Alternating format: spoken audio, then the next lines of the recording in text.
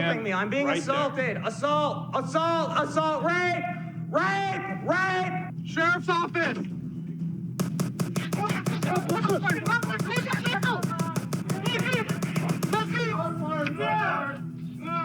He's down! I'm bleeding. Where you at? In the chest. Where in the chest? Right here. Until this vicious attack, the officers had no idea that the psychopath had lured them into his house of horrors. Doc, can you hear me? Doc, can you hear me? Hey, I'm going. Cover me. Shots fired. Cover me. No, one down.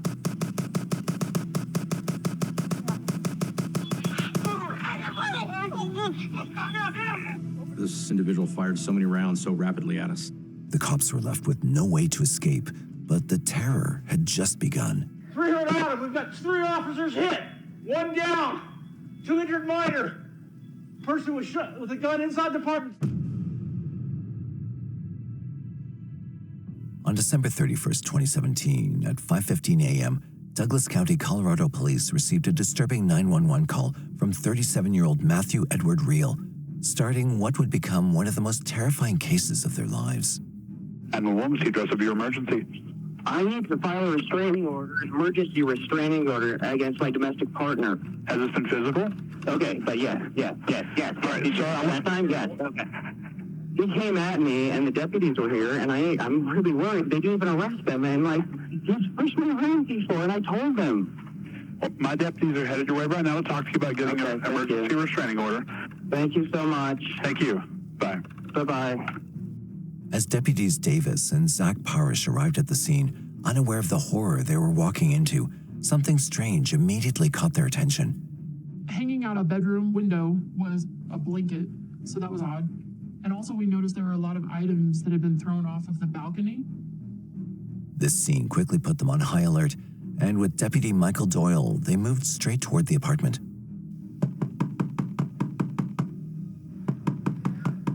Hey, Matt, it's Zach.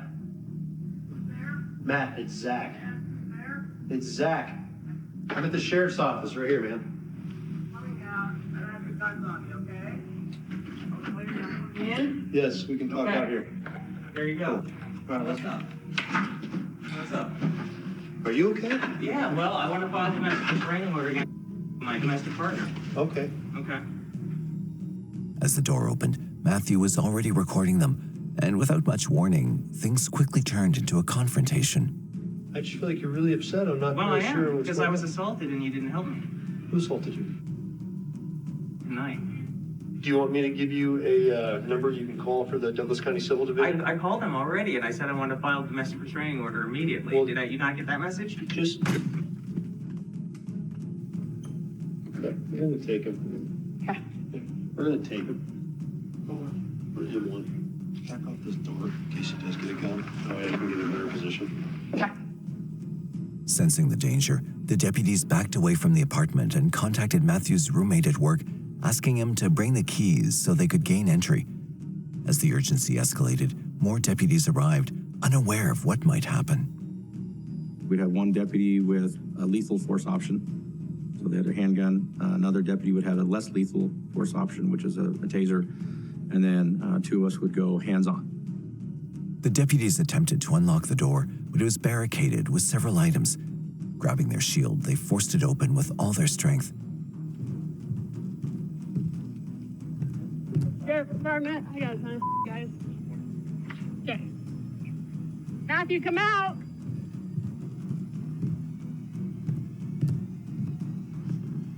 Matt, come out. Yep. Matt, come out of the room now.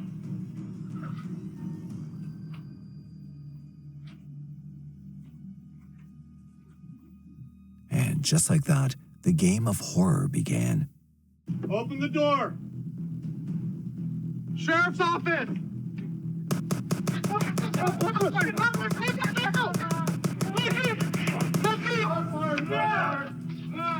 He's down. Hey, I'm going. That doesn't sound like a real gunfire. Maybe they you couldn't hear it in the video, so they put a fake sound, but it sounds really weird. Cover me! Cover me! Sheriff's office! Get it out! Get it out!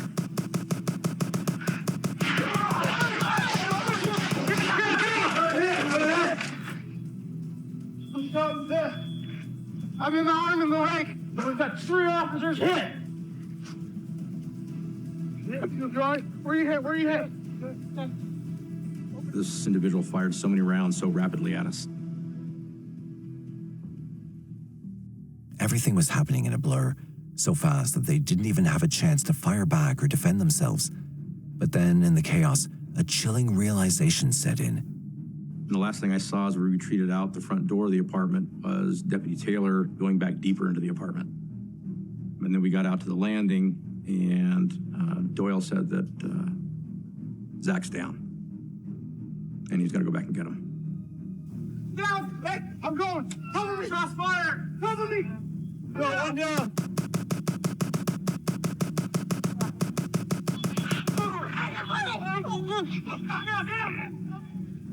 Zach say, I'm shot, I'm bleeding out. I'm going! Cover me! Cross fire! Cover me! And so I look to my left and I see Zach's down. My first thought is, my friend's down, I need to go get him. So I started crawling, or I grab his, I believe it was his right boot, and I just pulled as hard as I could. I moved him probably 2-3 feet. That's when the next volley of rounds started coming out. But with the heavy gunfire, they were forced to leave without being able to bring deputies Davis and Zach with them to safety. 300 out. We've got 3 officers hit. 1 down. 2 injured minor. Person was shot with a gun inside the apartment still. All right, guys. Where's Davis? I'll see you, dude. She's inside with them. I was worried about Jeff because he had gotten shot in the chest, and Deputy Doyle was helping him out. I'm bleeding. Where you at? In the chest. Where in the chest? Where in the chest? Right here. The situation had already escalated to the worst. With Deputy Zach now trapped inside the hellish house, face to face with the shooter. I knew I couldn't get back to the front door. So I pushed further back into the apartment. I saw a window. I basically just shoved my palm through the window. And then at that point, I just jumped.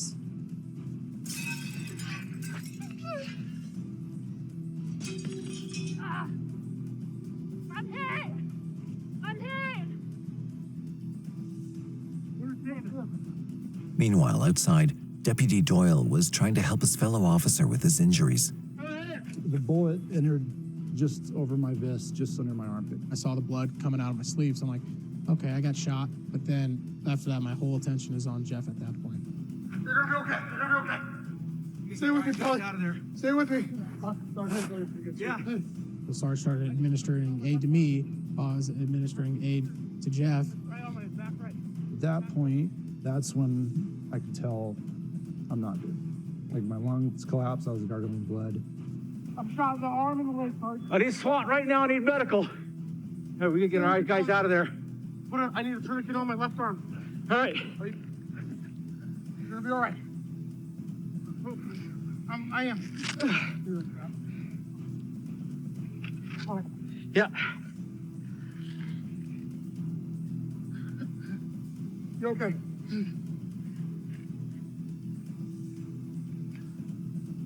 Shoot up. Get out of here! But then the gunfire erupted again, and things kept getting worse with every passing second. Blue coming around! I started yelling blue, blue, blue to indicate that it was me, that I was not a threat to them as I was coming around the corner. Blue! Coming around! Blue! Blue! I'm hit! I don't know where, I don't know how much. Who's Parrish? Parrish is still in there. Parrish is still in there? And that's when, my heart really sank. It just really broke my heart to know Zach was still in there. Stay with me, Pelly. You're all right. You're okay. Hey, Billy. We got you, man. I got you. Ready? 1, 2, 3. We got you. Though the ambulance showed up just in time, due to the dire situation, they weren't allowed to enter. Okay, backseat of my truck. Hey, we got you. I'm here with you. Okay? Ready? Ready? Yeah, go.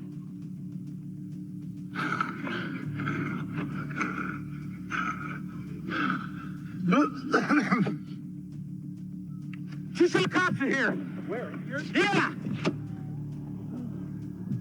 Back at the scene, Deputy Davis was the only one left behind, fighting and trying to handle everything on her own. I was pretty much completely by myself. That's a very lonely feeling. And all I have is just my handgun, and if he comes out and wants to start engaging with me, I'm in a very bad position right now. Who's coming up behind me? I didn't want to turn and look because if Matthew were to come out of the front of the apartment, I don't want to be vulnerable looking behind me. Right behind you. Okay. Layman. Layman. What are you doing? Where you at? I don't know. Okay. I have an officer down, shot in the arm. Bring me a car so I can get her out of here. But she couldn't hold on for much longer. One shot in the arm. Got another one shot?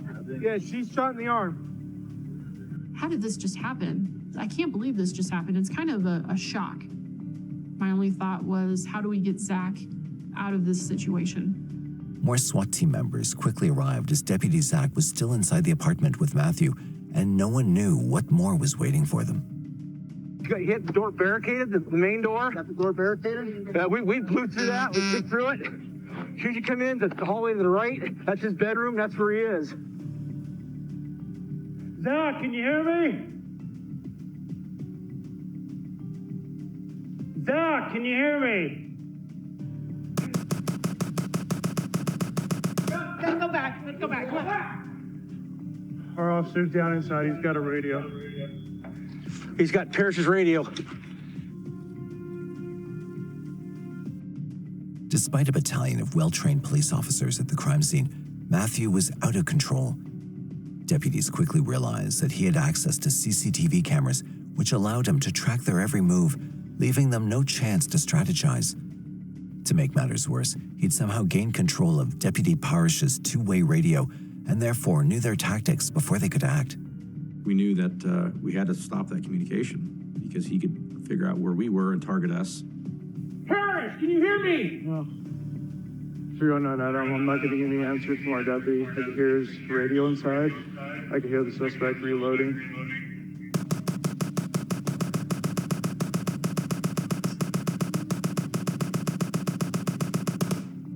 Every rescue plan they came up with was shut down even before it began. Matthew always seemed to be a step ahead.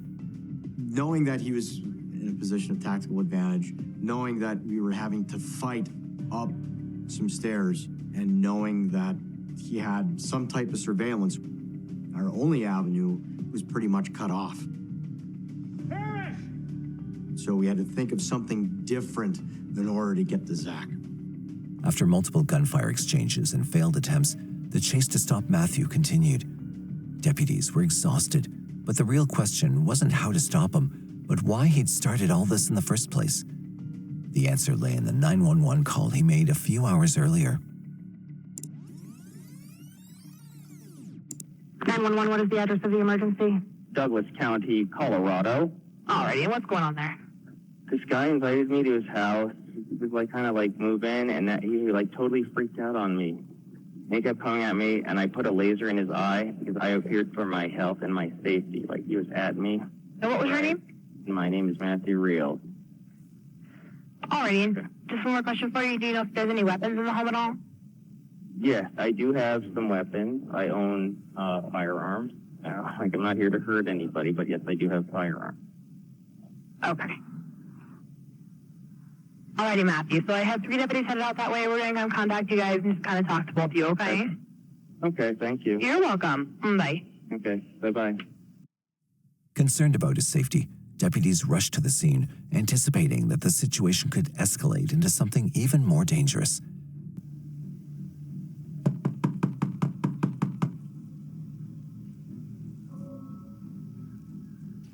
Okay, hello. Hey, how are you? Good. What's going on tonight? Yeah, well, my roommate freaked out on me and came at me. I even like put a laser in his face, and like I'm surprised he didn't go and call the police or go to the hospital. Stay where you're at right there, sir, for me. Why don't you come out here with this guy right here? So why did the police get called out here? I called them. Then why are we out here tonight? What's going Because on? he's going crazy. Okay. He came at me. So when I asked in you... my room, I'm trying to explain to you and you're not listening. Why aren't you listening? The moment deputies stepped into the scene, they noticed something odd: Matthew's unsettling behavior. Instead of helping them piece together what had happened, he continued arguing with them while offering no helpful information. Go ahead and step down the stairs. Let's go. No, I want to stairs. Let's go. Behavior didn't seem right. He's kind of antagonistic. It's rare to have somebody call us to show up and then not cooperate with simple things like, who are you? What are we doing out here? Why did you call? No, when I asked you what's going on tonight and you said nothing.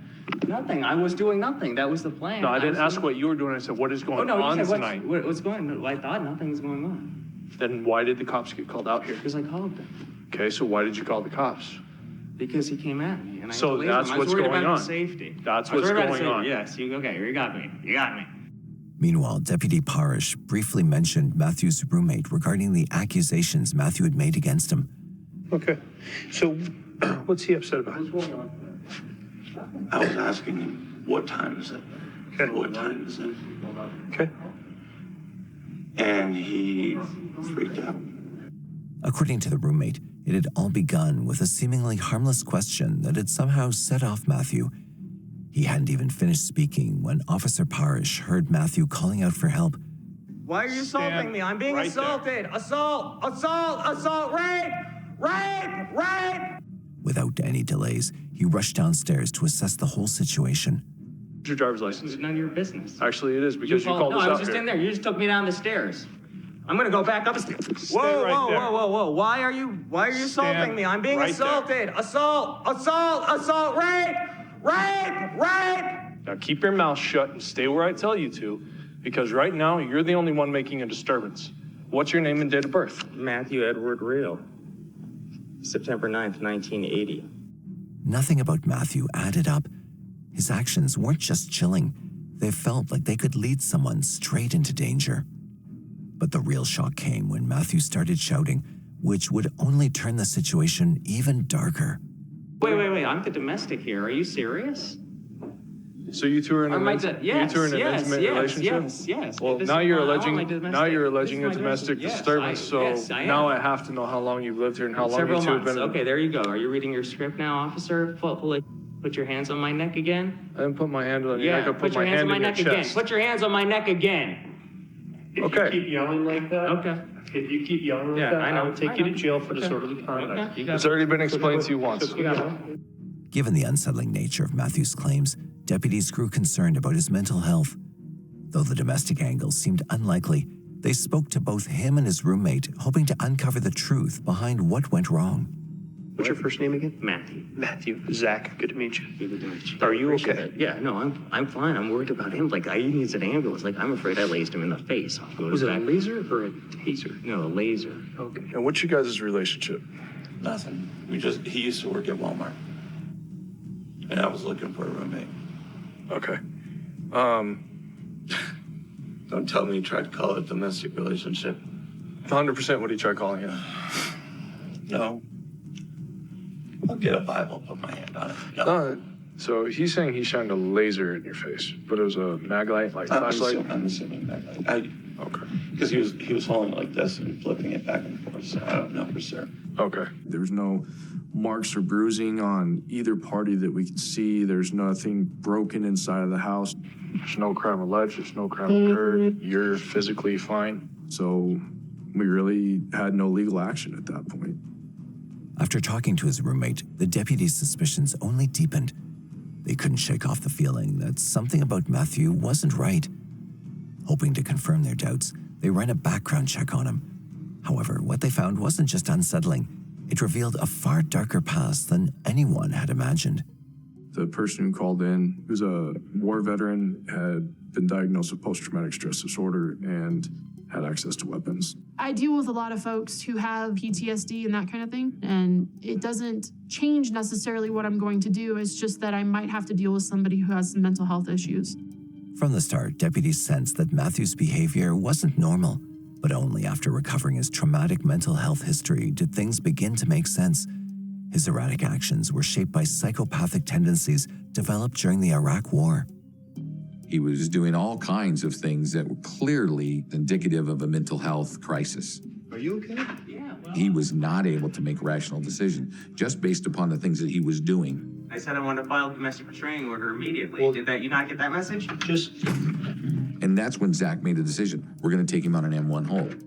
Further into the investigation, they discovered some YouTube videos made by Matthew targeting the deputies, which not only solidified their concerns, but were extremely alarming.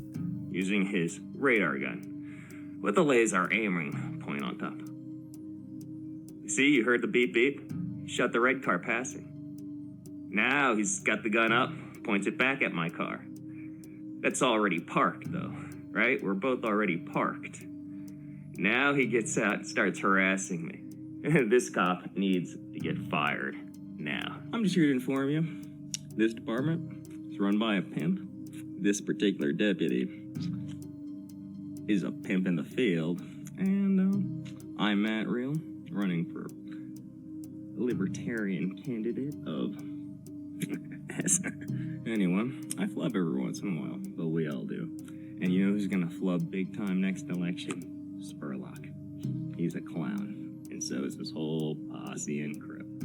Anyway, nice to meet you all. Have a good evening. Take care. Happy holidays. Merry Christmas. Happy Hanukkah. However, that didn't justify putting everyone around him in danger. No one could have predicted that a routine 911 call would spiral into a deadly shooting. At this point, the deputies had one priority: getting Deputy Parish out of the scene. We don't know the state of Zach. We don't know if he'd been taken hostage.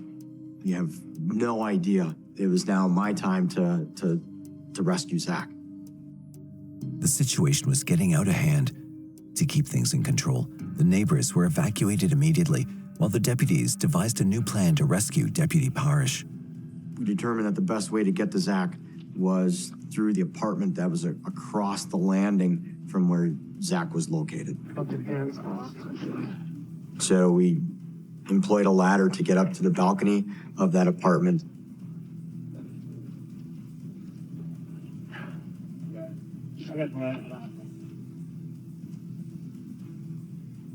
As soon as the Colorado SWAT team reached the top of the stairs, they began firing into the attic of Matthew's room, aiming to distract him while other officers worked to rescue Deputy Parish.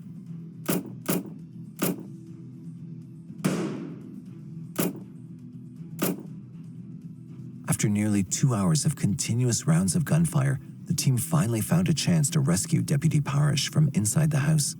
My priority is to pull Zach from the gunfire. Then there was a lull in the gunfire, and that's when. Yeah, but I don't understand why they keep trying to get Zach. He's dead. He's obviously dead. So, like, do something strategically smarter to take out the gunman. Like, don't worry about getting Zach. The guy's dead. Like, I don't understand. When he went up the stairs, went into the apartment, and grabbed a hold of his feet and started pulling.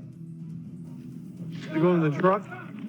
Okay, we only need us three. No, just a minute. Go. Pull him back. With Deputy Parish rescued, detectives now had only one thing to focus on: capturing Matthew and de-escalating the situation before they had to witness any casualties. The team then quickly assembled and besieged his apartment. Go. They're going. They're going.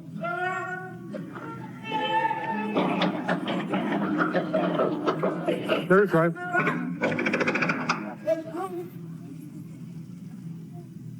As soon as they broke into the house, they confronted Matthew. The SWAT team did everything they could to defuse the situation, but in the chaos that followed, Matthew was shot and killed.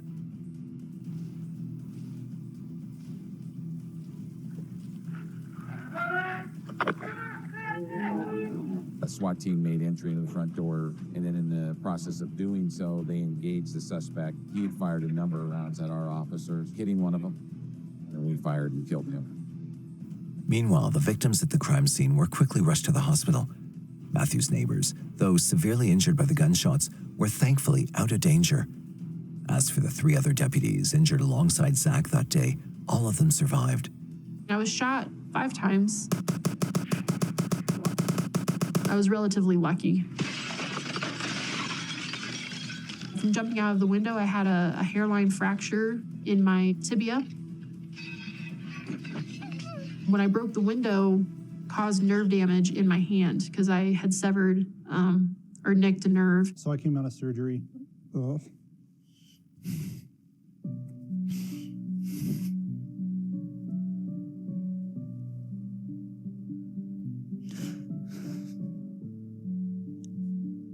But I kept asking, you know, how's Doyle? He's fine, he's downstairs. How's Taylor? She's fine. And then kind of when I asked about Zach, it kind of, and then finally Officers were left in utter shock when some devastating news came in. Deputy Zach hadn't survived the sheer brutality of the event. He reminded me a little bit of me, I think, to some degree, when I was that age. Young and eager, but he was very dedicated. He was a good officer. Zach had passion, and it wasn't passion to throw people in jail. It was passion to help. It was passion to do his job. He wanted to change the world, and if he changed it one person at a time, he would do it. He was a great cop. For everyone involved, it was a nightmare. The officers were left in shock and pain after witnessing Matthew's madness. In less than 24 hours, he'd fired 358 damning rounds of gunfire. Moreover, a search of his apartment revealed a small arsenal of powerful weapons, including an M16, an M4, and a Glock pistol. Far too dangerous for anyone, especially someone like Matthew, to possess. Crazy how much damage one person can do when they just lose their mind, but that's why when officers shoot people, you know, sometimes they're quick to do it, but it's like if they're not, you know, you might die. So it's a tough situation. Anyways, like and subscribe. I'll see you in the next one. Peace out.